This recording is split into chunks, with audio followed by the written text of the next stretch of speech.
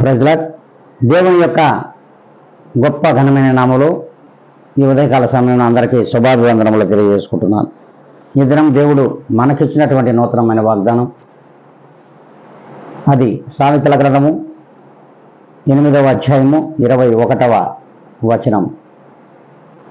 నన్ను ప్రేమించు వారిని ఆస్తికర్తలుగా చేయుదును, వారి నిధులను నింపుదును.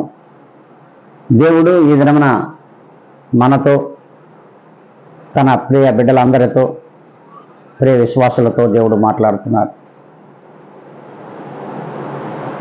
దేవుని ఎవరైతే ప్రేమిస్తారో, దేవుని యందు స్థిరమైన ప్రేమ ఎవరైతే కనపరుస్తారో, వారి యొక్క జీవితములు స్థిర ఆస్తికర్తలుగా ఉంటారు. వారి యొక్క నిధులను పరిపూర్ణముగాను సంపూర్ణంగాను దేవుడు నింపుతానని అంటున్నాడు.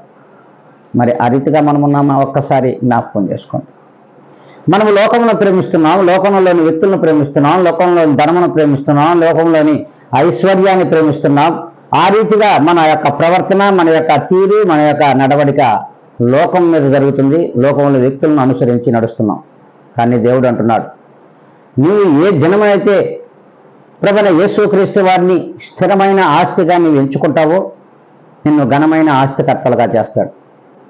అంతేకాదు, నీ నిధులను ఎప్పుడు కూడా మరి ఖాళీగా ఉంచను అంటున్నాడు. నీకు కావలసిన ప్రతి అవసరమును ఆయన తీరుస్తాడు, ప్రతి అక్కర్ను కూడా ఆయన తీరుస్తాడు. ఆయనే నీకుండగా ఆయనే మీ యొక్క మన యొక్క జీవితాలకు ఆస్తికర్త. అట్టి ఆస్తిని మనం సంపాదించుకోగలుగుతున్నామా? అట్టి స్వాస్థ్యమైనటువంటి ప్రభువైన యేసుక్రీస్తు వారిని మనము సంపాదించుకోగలుగుతున్నామా? లేదు. మరి ఈ దినం నుండి అయినా ప్రభువైన యేసుక్రీస్తును ఆస్తికర్తగా నువ్వు ఎంచుకున్నట్లయితే, నువ్వు స్థిర ఆస్తికర్తగా దేవునిలో ఉంటావు. ఎప్పుడూ కూడా నీ యొక్క ధన నిధులు ఖాళీగా ఉండవు, వాటిని సంపూర్ణముగా నింపుతాడు. మరి ఆ రీతిగా ఉందాము అనుకుంటే అందరూ ఈ దినమున ప్రార్థనలో ఏకీభవించండి. మహాగరుడ, పరిశుద్ధాత్మ దేవుడా, పరిపూర్ణ, కృపా, సత్య సంపూర్ణ నా తండ్రి, ఎందుకనైనా మీకంటే ఆస్తికర్తలు ఈ లోకంలో లేరు, పరలోకంలో మీకంటే ఆస్తికర్త లేరు.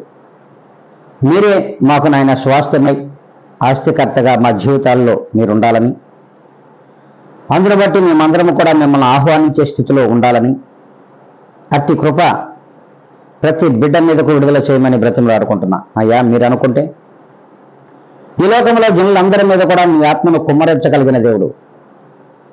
అట్టి కృపా కనికరములతో వీక్షించున్న ప్రతి బిడ్డ పైన మీ కరుణ చూపి, మీ మహిమను ప్రతి బిడ్డ పైన చూపి, మీ సన్నిధిని ప్రతి బిడ్డకు తోడుగా ఉంచి, ఈ దినం నుండి నాయన బిడ్డలందరూ కూడా మీలో స్థిర విశ్వాసముతో మిమ్మల్ని ప్రేమించేవారుగా జీవించుటకు కావలసిన కృపా సహాయమును నిండుగా దయచేయమని బ్రతిమలాడుకుంటూ, ఘనత, మహిమ, ప్రభావం మీకు ఆరోపించుకుంటున్నాను. నేను మిక్కిలిగా తగ్గించుకొని జీవాధిపతి అయిన యేసుక్రీస్తు నామములో అడిగి వేడుకొని ప్రార్థించి పొంది ఉన్నాం మా ప్రియ గొప్ప పరలోక తండ్రి. ఆమేన్.